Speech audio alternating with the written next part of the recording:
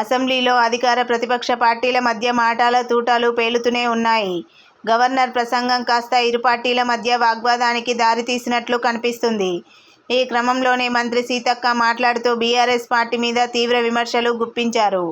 ప్రజలు ఆ పార్టీని చిత్తుగా ఓడించినా అందులో కొందరికి అహంకారం ఏమాత్రం తగ్గలేదన్నారు.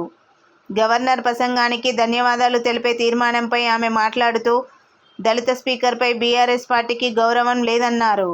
స్పీకర్ చైర్ను పట్టుకొని నువ్వు అని సంబోధించడం సభా సాంప్రదాయాలను మంటగలపడమేనని విమర్శించారు.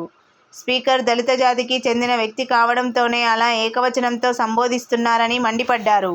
అట్టడుగు వర్గాల బిడ్డలు ఇప్పుడిప్పుడు కొన్ని ఉన్నత పదవుల్లోకి వచ్చి మరి శాసనాలు చేసేటువంటి స్థానంలో ఉన్నటువంటి వాళ్లను భయోత్పాతానికి గురి చేసే విధంగా నువ్వు కేవలము అక్కడ శాసనసభలో అంటే స్పీకర్గా కూర్చోవడం మాత్రమే, నీకు ఎలాంటి హక్కు లేదు, అధికారం లేదు అంటే స్పీకర్ పదవి అనేది రాజ్యాంగబద్ధమైనటువంటి పదవి. అది ఒక వ్యక్తిగా చూడకూడదు, అది ఒక వ్యవస్థ.